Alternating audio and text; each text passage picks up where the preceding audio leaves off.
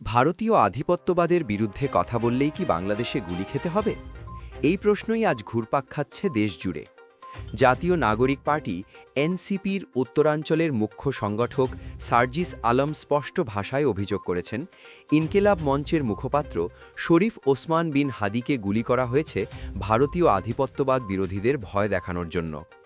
শুক্রবার রাতে পঞ্চগড় চৌরঙ্গি মোড়ে ছাত্র জনতার বিক্ষোভ সমাবেশে সার্জিস আলম বলেন, শরীফ ওসমান হাদি অভ্যুত্থানের আগেও অভ্যুত্থানের পরেও বুক চিতিয়ে ভারতীয় আধিপত্যবাদের বিরুদ্ধে কথা বলে গেছেন, আর ঠিক সেই কারণেই তাকে টার্গেট করা হয়েছে।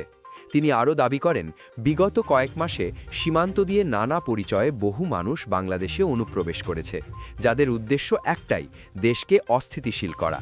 কারণ তারা জানে, জুলাইয়ে যারা রক্ত দিয়ে ঐক্যবদ্ধভাবে লড়াই করেছে, বাংলাদেশ আবার সংকটে পড়লে তারা ফের এক হয়ে দাঁড়াবে। সার্জিস আলম বলেন, আমাদের সামনে শুধু নির্বাচনের লড়াই নয়, আমাদের সামনে বাংলাদেশকে রক্ষা করার লড়াই। এই লড়াই ফ্যাসিস্ট শক্তি, সন্ত্রাসী এবং ষড়যন্ত্রকারীদের বিরুদ্ধে। তিনি অভিযোগ করেন, অভ্যুত্থানের পর এক বছরে অনেক জায়গায় পরিবর্তনের সুযোগ থাকলেও কিছু প্রভাবশালী ব্যক্তি আওয়ামী লীগের অপরাধীদের বিভিন্নভাবে রক্ষা করেছে। যাদের কারাগারে থাকার কথা, তারা দেশে বা দেশের বাইরে নিরাপদ আশ্রয় পেয়েছে। সার্জিস আলম আরও বলেন, এই বুলেট শুধু শরীফ ওসমান হাদির মাথায় নয়, এই বুলেট বাংলাদেশের ফ্যাসিবাদের বিরুদ্ধে দাঁড়িয়ে থাকা পুরো অভ্যুত্থানের বুকে আঘাত। তার ভাষায়, হাদিকে গুলি করা কোনো বিচ্ছিন্ন ঘটনা নয়, এটা একটি পরিকল্পিত খেলা, যার মাধ্যমে আগামীর গণতান্ত্রিক অগ্রযাত্রা থামিয়ে দিতে চাওয়া হচ্ছে এবং নির্বাচন কেন্দ্রিক প্রস্তুতিকে বানচাল করার চেষ্টা চলছে। তিনি অন্তর্বর্তীকালীন সরকারের প্রতি আহ্বান জানিয়ে বলেন, সারা দেশে সাঁড়াশি অভিযান চালিয়ে খুনি, সন্ত্রাসী, তাদের দোসর এবং দেশি বিদেশি ষড়যন্ত্রকারীদের আইনের আয়ত্তে আনতে হবে।